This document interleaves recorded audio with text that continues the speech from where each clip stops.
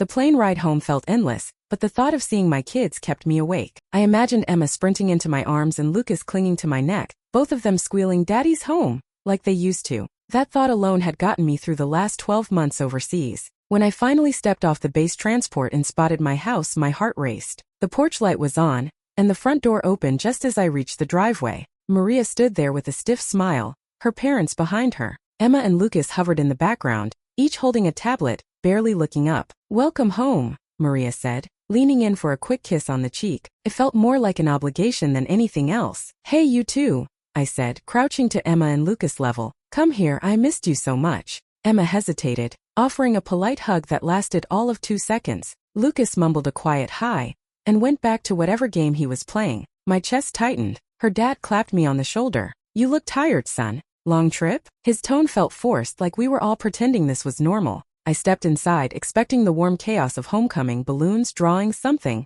But the house looked exactly as it did when I left. Cold. Lived in but without me. My duffel bag hit the floor with a dull thud, and Maria crossed her arms. "It's been hard here," she said, her voice already carrying a hint of accusation. "You don't know what it's like handling everything alone. Bills, school, everything. Sometimes I felt like you just abandoned us." I swallowed the sting. "Maria, I was serving. I didn't have a choice. I did this for all of you." "Yeah, but we were here," she said sharply. "Day after day. Do you know how hard it's been for me? For the kids?" Her parents nodded silently, as if rehearsed. I forced a smile, hoping this was just the adjustment talking. "I get it. It's tough for everyone to readjust. Let's just take it slow, okay?" But later that night, I lay in bed alone. Maria was in the guest room because she needed space. I stared at the ceiling, wondering when my family stopped missing me and started moving on without me. A week after coming home, I decided to do something that used to bring us together: Sunday dinner. Before I left, Emma loved helping me stir the spaghetti sauce, and Lucas would sneak bites of garlic bread when he thought I wasn't looking. It felt like the perfect way to remind them that I was still their dad, not just some stranger who'd shown up after a year. I spent the afternoon shopping, making sure to get everything they used to love. The house was quiet when I started cooking. I expected Maria to ask if I needed help, but she stayed in the living room scrolling through her phone, her parents sitting beside her like silent judges. "Kids," I called out when the table was set. "Dinner's ready. Remember Dad's famous spaghetti night?" I forced a smile, hoping to sound cheerful. Emma walked in first, glancing at the food like it was something unfamiliar. Lucas followed, still glued to his tablet. "I don't like spaghetti anymore," Emma muttered, pulling out a chair with a sigh. I swallowed hard. "Well, maybe you'll like it once you try it. I made it just the way you like, extra Parmesan." Maria sat across from me, arms crossed. "They've moved on from this stuff. They're older now. You weren't here to see that." Her tone cut like glass, but I kept smiling. "Then tonight's about making new memories." Dinner was quiet except for the sound of forks scraping plates. I tried to start small conversations, asked Emma about school, Lucas about soccer, but every answer was short, almost rehearsed. Maria just watched, her expression cold. Then it happened. Lucas dropped his plate, and the crash of ceramic on the tile floor triggered something in me. In a flash, I was back overseas, dust, gunfire, shouting. My hands shook, my chest tightened, and I couldn't breathe. I grabbed the table to steady myself, but I must have looked like a monster because Emma's eyes went wide with fear. From the corner of my eye, I saw Maria's father raise his phone, recording me as I struggled to ground myself. I tried to calm down, muttering, "It's okay. I'm here. It's over." But the damage was done. Maria stood abruptly. "Do you see why I said this isn't working? Look at them. You're scaring them." The weeks that followed blurred together. I stopped trying to cook. The kids avoided me completely, and Maria made no effort to hide her disdain. Her parents whispered behind closed doors, and I felt myself slipping into a dark, heavy place. It was like I'd come home only to be erased from my own family. It was early morning when I heard the knock. I dragged myself out of bed, still groggy, and opened the door to find a woman in a gray blazer holding a folder. She introduced herself as a representative from Child Protective Services. My stomach dropped before she even said a word. "We received some concerning reports," she said, her voice calm but formal. "I need to speak with you about your behavior around Emma and Lucas." I stood frozen. "Reports? From who?" I glanced over her shoulder and saw Maria standing behind her, arms crossed, her parents lingering at the end of the driveway. My heart sank. The woman stepped inside and set the folder on the coffee table. She pulled out a tablet and tapped the screen. A video started playing. It was me in the kitchen, gripping the table after Lucas dropped his plate. My hands were shaking, my breathing ragged, eyes wide. To anyone who didn't know better, I looked unhinged. "There's more," the woman said, flipping through a montage of moments I didn't even know had been recorded. Me shouting in my sleep during a nightmare. Me pacing in the garage when I couldn't calm down, me breaking down in the car after a fight with Maria. Every clip was cut to make me look dangerous. I'm a veteran, I said, my voice cracking. I have PTSD, but I would never hurt my kids. Maria's voice cut through me. We all know you'd never mean to, but the kids are scared. This isn't safe for them. Maybe you should stay somewhere else until you get help. The CPS worker nodded slightly, as if Maria's words confirmed everything. For now, we'll be recommending a temporary separation. There's also a restraining order request pending. I felt my chest tighten. My own wife was orchestrating this. I tried to argue, but every word made me sound more unstable. Within hours, I was packing a small duffel bag, just some clothes and my old service jacket. Maria handed me an envelope. My bank account had been frozen, the joint cards canceled. I walked out of my own home with barely $60 in my wallet, watching my kids peek through the blinds. Emma's face was blank. Lucas didn't even wave. For 2 weeks, I slept in my truck behind a gas station, using my duffel as a pillow. My calls to Maria went straight to voicemail, and the few texts I got back were cold, legal-sounding messages about keeping my distance. I didn't know where to turn until I remembered Jake. Jake had been my squad leader overseas, the guy who always said he'd have my back. I dialed his number, unsure if he'd even pick up. When I explained everything Maria CPS the videos, there was a long pause on the other end. Meet me tomorrow, he said. I'll handle this. You're not alone, brother. Jake was a lawyer now, running a small practice in San Diego. When I walked into his office, he looked at me like I was a ghost. Jesus, man, you look wrecked, he said, pulling me into a hug. Tell me everything. I spilled it all, the fake narratives, the frozen accounts, the way Maria had turned the kids against me. Jake's expression darkened. This isn't just cruel. It's calculated. Let's start by getting you legal representation. I'll take your case pro bono. Over the next week, Jake worked like a machine. He dug through public records, subpoenaed Maria's financial accounts, and combed through social media. One evening, he called me into his office. You need to see this, he said, playing a video on his laptop. The footage showed Maria in the kitchen, whispering to Emma and Lucas. When Dad asks if you missed him, just say no. Say you don't like when he yells. My heart sank. Emma looked scared, like she didn't understand why she was being told to lie. That's coaching, Jake said. Family court doesn't take kindly to that. He found more evidence of Maria transferring thousands from our joint savings into a personal account. Money I had saved for the kids' college was gone, siphoned off while I was thousands of miles away. The more Jake uncovered, the angrier I became. For the first time since coming home, I felt like I wasn't powerless. Jake leaned back in his chair. We're going to build this case brick by brick. We'll prove what she's done and we'll get your kids back. For the first time in months, I felt a flicker of hope. 2 weeks into the case, Jake called me into his office with a look I hadn't seen since the battlefield, anger mixed with grim determination. I've found something, he said, sliding a folder across his desk. And you're not going to like it. Inside were screenshots of Maria's emails with a man named Derek, some dating back to my deployment. The messages were unmistakable, romantic, mocking, cruel. In one she wrote, he thinks he's fighting for his family. Meanwhile, we're living just fine without him. My throat tightened as I flipped through page after page. She was with him while I was overseas? My voice cracked. Jake nodded. And it gets worse. Derek's been helping her hide money. Transfers from your account were rerouted into a joint fund with her parents. I've traced nearly 40 grand. I stared at the papers, my hands shaking. She was planning this the whole time,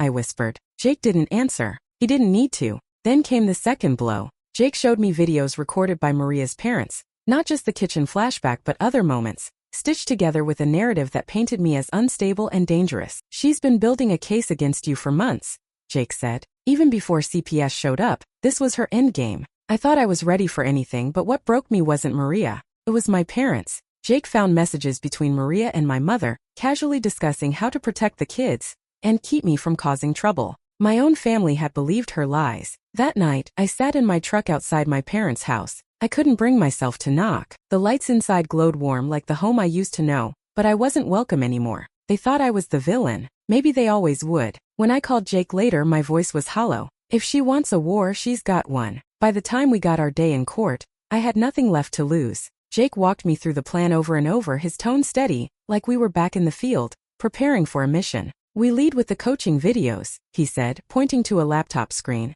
then the financial records, and we close with character testimony. Maria's narrative will crumble. The courtroom felt colder than I expected. Maria sat across from me, perfectly dressed, her hair pulled into a sleek bun. Her parents flanked her like bodyguards. She didn't even look at me. When the judge called us to order, Maria's lawyer painted me as a broken man. Violent, unstable, a danger to my own children. Hearing those words stung worse than any battlefield wound. Jake stood and went to work. Your Honor, we have evidence that directly contradicts the claims against my client, he said, clicking play on the first video. The footage showed Maria whispering to Emma and Lucas. Remember, tell them you're scared when Dad yells. Don't forget, or you'll be in trouble. Gasps rippled through the courtroom. Maria's face flushed. She tried to shake her head, but Jake was already cueing the next exhibit, bank statements showing thousands drained from our joint accounts into Maria's personal fund. This money, Jake said, was meant for the children's future. Instead, it went to trips, luxury items, and her affair with Derek Whitman. The room went silent. Maria's lawyer scrambled to object, but the judge raised a hand. Overruled. Continue.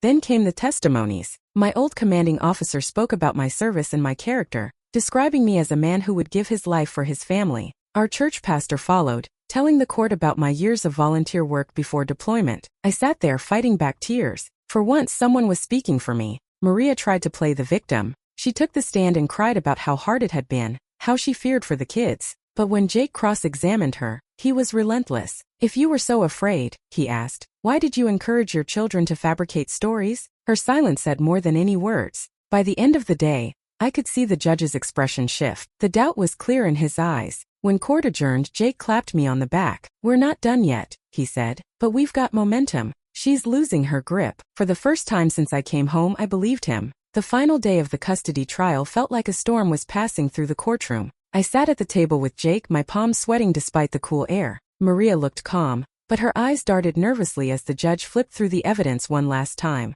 Jake's closing argument was simple and sharp. Your Honor, this isn't just about custody. It's about truth. We have shown that my client's character has been unjustly attacked, his service to this country twisted into a weapon against him. Maria's own coaching of the children and financial deception speaks louder than any accusation she's made. Maria's lawyer pushed back, painting her as a struggling mother who only wanted to protect her kids. She cried as she spoke, glancing toward the judge like she was pleading for sympathy. For a moment I wondered if he would believe her, but then the judge leaned forward. Mrs. Alvarez, he said, his tone firm, the evidence of manipulation and coaching is deeply concerning. The court cannot overlook this behavior. Maria froze, her tears suddenly stopping. The next words felt surreal. Mr. Alvarez, this court grants you full custody of Emma and Lucas, with mandatory therapeutic intervention for the children to rebuild their relationship with you. Mrs. Alvarez's visitation will be supervised until further review. My knees nearly buckled. For months I'd felt like the enemy in my own home, a stranger to my kids.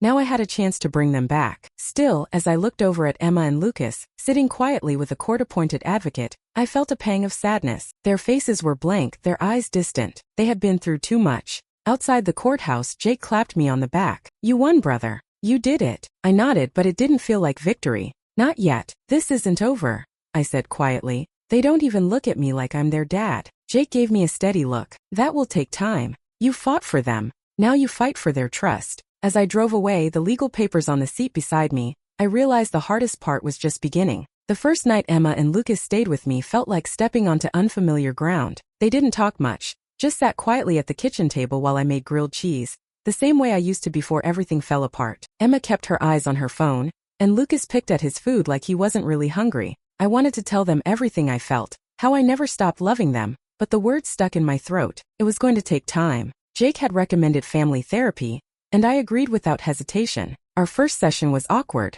Emma barely looked at me, and Lucas only spoke when the therapist asked him direct questions. But I listened. I let them say they felt confused and hurt, even when it broke my heart. I thought you left us because you wanted to, Emma said once, her voice trembling. I shook my head, fighting back tears. Never. Not for 1 second. I rented a small townhouse near the kids' school. Nothing fancy but warm and safe. I filled it with their favorite things, paint supplies for Emma, a small basketball hoop in the backyard for Lucas. Slowly they started to notice. One evening Lucas asked if I'd watch a movie with him. Another time Emma asked if I'd look at her drawings. They were small moments, but they felt like victories. The therapy sessions helped me too. For years I'd buried my pain, pretending I was fine, but now I had to face it head on. I learned to talk about my PTSD without shame. I told Emma and Lucas that my flashbacks weren't their fault, and they started to believe me. One Sunday morning we made pancakes together. It wasn't perfect, there was spilled batter and burned edges, but it felt like the first real laugh I'd shared with them in years. As I watched them giggling at the mess we made,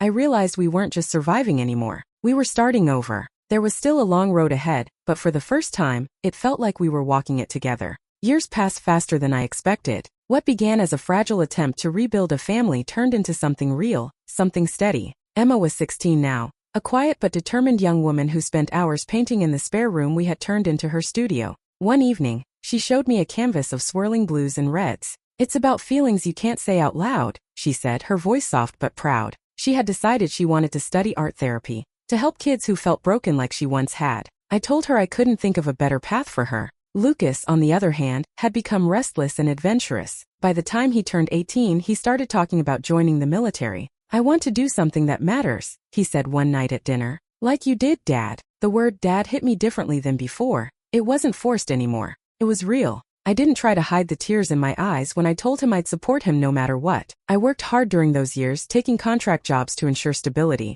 It wasn't easy balancing therapy sessions, school meetings, and rebuilding my own mental health, but I stayed the course. My nightmares still came and went, but the kids didn't look at me with fear anymore. They understood now that I wasn't dangerous. I was healing just like them. Sometimes I thought about Maria. She drifted out of their lives, showing up only when the court required it. The kids rarely spoke about her.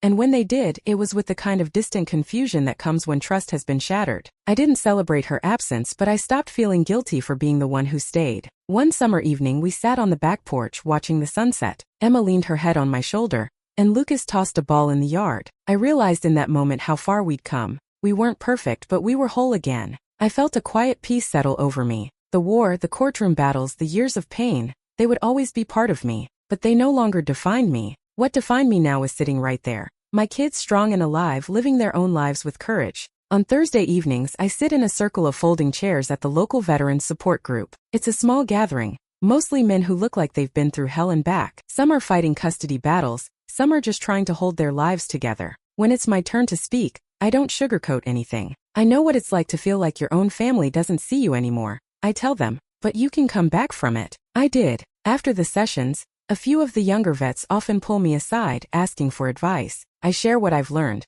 that healing isn't quick, that fighting for your kids isn't just about winning in court, but proving every day that you're the father they deserve. I see pieces of my old self in their faces, the same mix of exhaustion and hope. At home, life has settled into a rhythm I never thought we'd have. Emma is preparing for college, talking excitedly about scholarships and internships. Lucas calls me from his base, telling me about training, and every time he ends the call with "Love you, Dad," I feel something inside me mend a little more. I still carry scars, both from war and from the battles after, but I don't see them as weakness anymore. They're reminders of what I survived. I keep a photo of Emma and Lucas on my desk, taken just a few months ago at a family picnic. Their smiles are genuine now, unclouded by the shadows Maria left behind. Sometimes, late at night, I think about the man I was when I came home from deployment, broken, unsure, and lost. I barely recognize him. Now, I stand taller not because life is easier, but because I fought for it and for them. As I lock up the community center after a meeting, I feel a deep sense of pride. My kids are safe, growing, and strong.